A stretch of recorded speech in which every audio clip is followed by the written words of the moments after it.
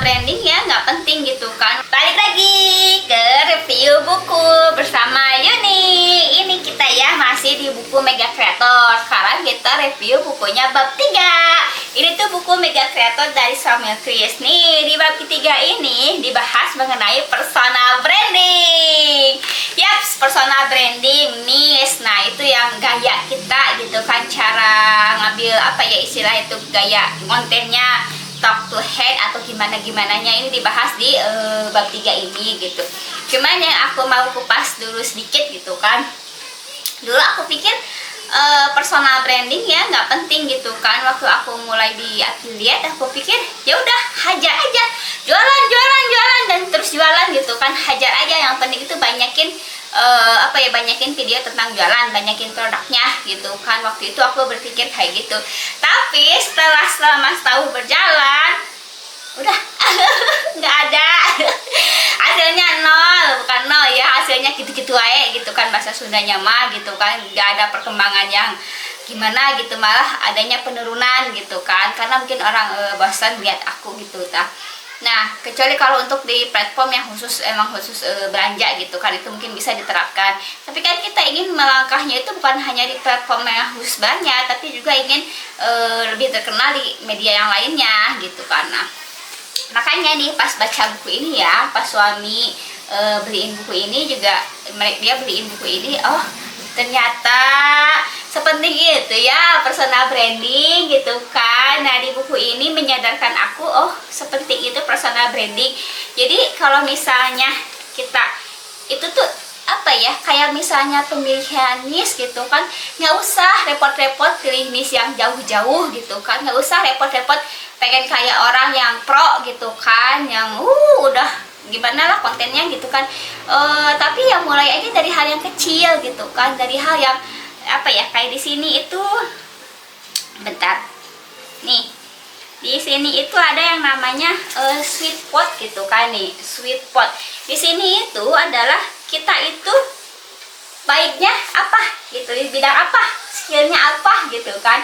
Kayak aku atau misalnya kalian yang suka masak nih, kalian suka masak, kalian baiknya nih bagus nggak bagus, enak nggak masaknya gitu kan.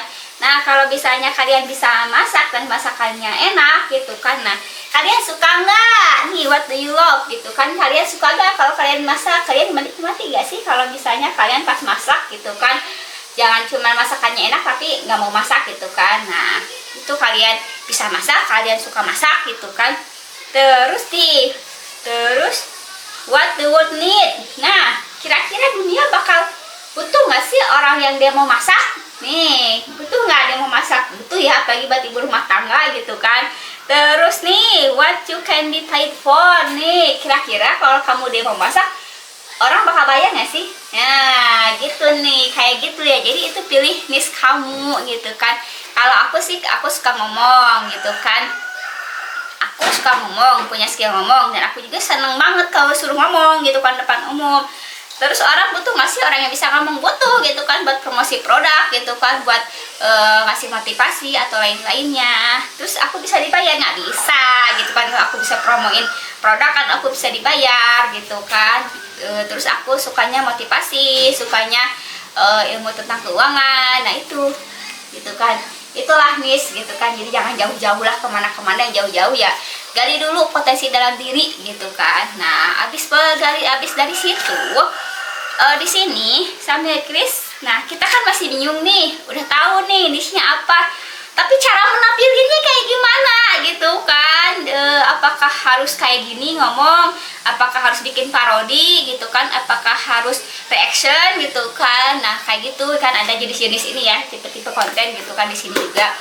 Nah, di sini Samuel Chris ngajarin kita kalau untuk awal-awal kita bisa lihat contoh dulu, contoh orang lain nih. Kita misalnya niche-nya masak, lihat dulu demo-demo orang masak, konten-konten orang masak kayak gimana. Nah, kita lihat, setelah kita lihat, tiru dulu. Nah, habis kita tiru, kita lakukan perbaikan nih. Kira-kira apa yang harus diperbaiki lagi supaya kita ada pembeda dari yang lain. Nah, itu nih yang diajarin sama Samuel Chris di sini ya. Pokoknya mah like this lah pokoknya mah. Ini membuka mata aku gitu kan, tentang personal branding. Nah di sini juga ada tugasnya di PR yang paling aku suka di sini adalah PR dari personal branding. Kenapa? Karena di sini ada PR-nya itu adalah kita harus nyari 5 ya kalau nggak salah 5 orang apa ya yang suka tampil, yang suka bikin konten sesuai dengan niche yang kita gitu kan. Nah di situ kita bisa tiru, kita bisa modifikasi gitu kan. Oh kayak gini, oh kayak gini, nah gitu. Nah itulah dari personal branding di buku Samuel Chris nih. Kalau kalian penasaran dengan isi yang lain ya, kalian bisa komen lanjut ya. Nanti aku review lagi deh bukunya. Tapi kalau misalnya kalian mau beli buku ini, udah aku itu ya spill di konten-konten aku sebelumnya. Yuk sampai ketemu lagi di part selanjutnya.